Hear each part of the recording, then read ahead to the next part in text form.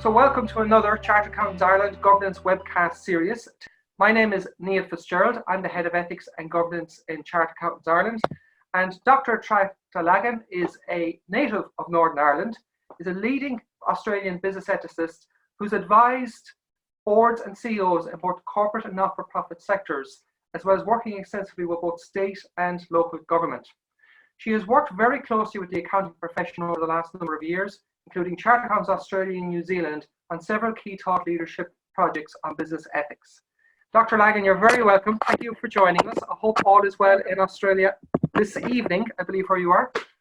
Yes, this evening. The sun has just set. It was a beautiful day. So thank you very much for letting me participate. It's great to have you on because Chartered Accountants Ireland itself has quite a number of members actually living and working in Australia and your neighbours, New Zealand. And not only that, but I know you've done an awful lot of work with Chartered Accountants Australia and New Zealand, and they're part of our Chartered Accountants worldwide. So I'll be very, very interested in hearing what is your experience and observation so far to the response to the crisis by the business community in Australia, or what you are aware from your work you do, because I understand you do some work in parts of Asia also. Well, it's very interesting because the Australian response to the crisis has been one of partnership with business. So, for example, the government launched a program called JobKeeper, where the money went to employers to maintain the positions for their employees.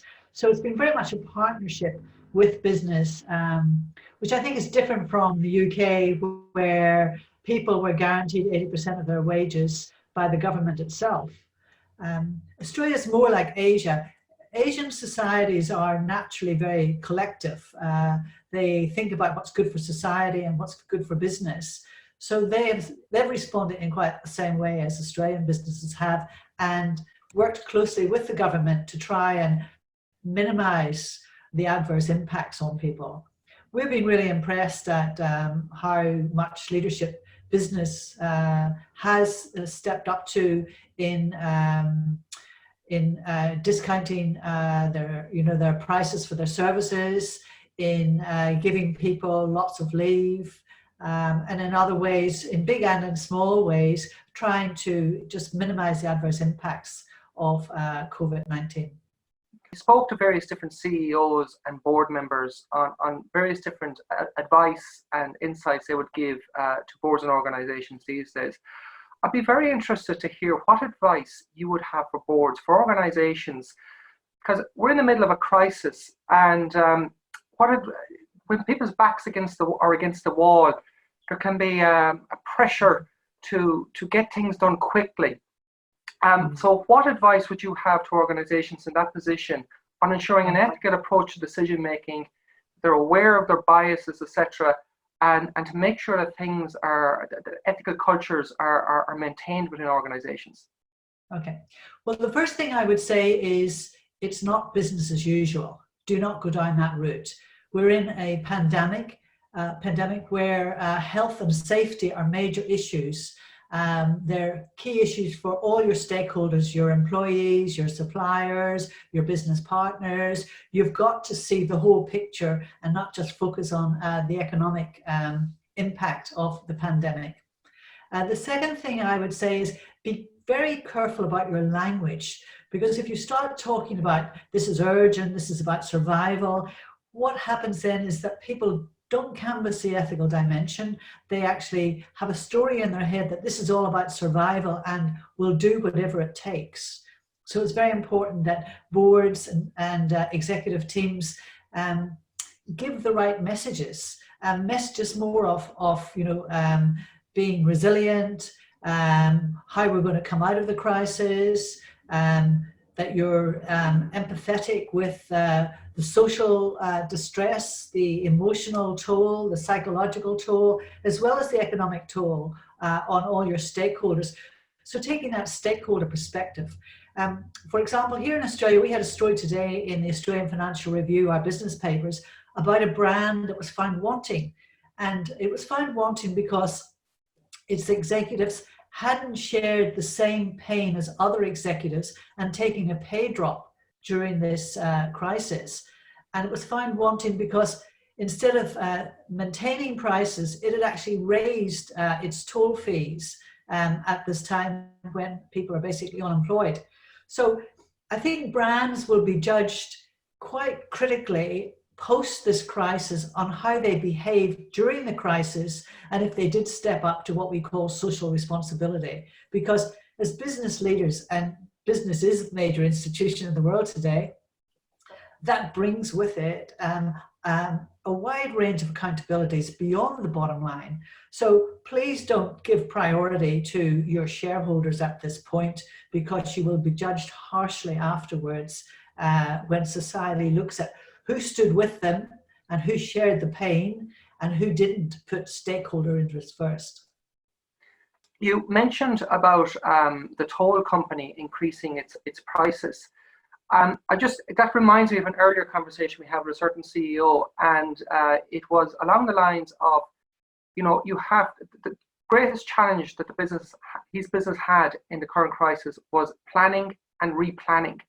And I wonder, a lot of businesses they've got their strategic plan, they've got their business plan written from last year at the start of the year, and they might be religiously trying to stick as close to that as possible, even through the crisis.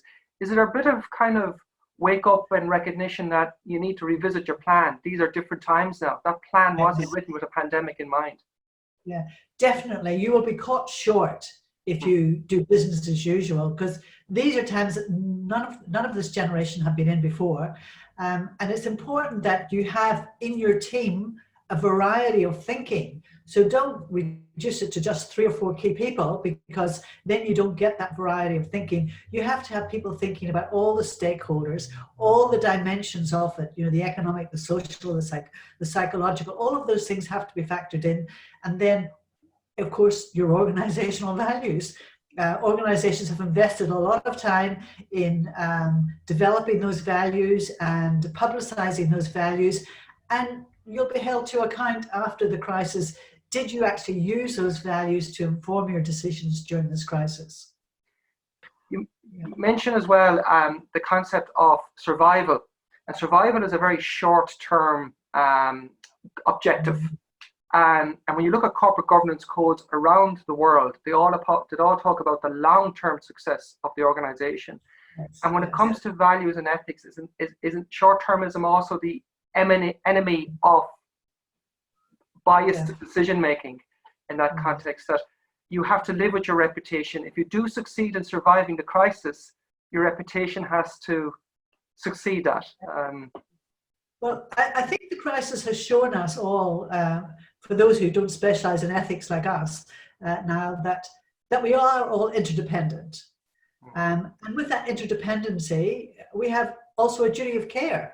So that the idea of social distancing is the way the average person expresses their duty of care.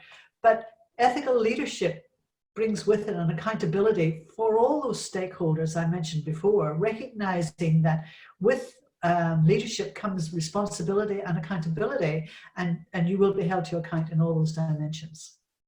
What would your expectations be for, if I may ask, the accounting profession and perhaps the business economy in general post-pandemic? Do you see anything dramatically changing in terms of organizations' cultures based on the learnings from this pandemic? Well, I see definitely technologically wise, we will change because so many people now are attuned to working remotely. But I think what the pandemic has shown us, and again, this is from behavior science, is that we are basically pro-social, i.e. that we will do things on behalf of others quite altruistically, and that we are capable of cooperating with government when necessary, with all our stakeholders when necessary. So we have an opportunity to redesign businesses along a cooperative model instead of that hierarchical model. And I think that would leave a lot of organizations much future fit for basically millennials who want to work cooperatively, who want to work towards a sense of purpose, giving more emphasis to the social agenda within organizations. So we have this tremendous opportunity for business, one, to restore trust, the trust that they have lost with the public by being responsible during this times, And then to build on that trust by redesigning their workplaces so that they allow for more human flourishing, so that we can act cooperatively, we can make values-based decisions, and we can share a purpose that means what's good for business is also what's good for society. Dr. Attracta Lagan, Principal of Managing Values, thank you very much for taking the time to join us all the way from Australia today, and please keep safe. Oh, thank you very much, Niall. Lovely to join you. Thank you.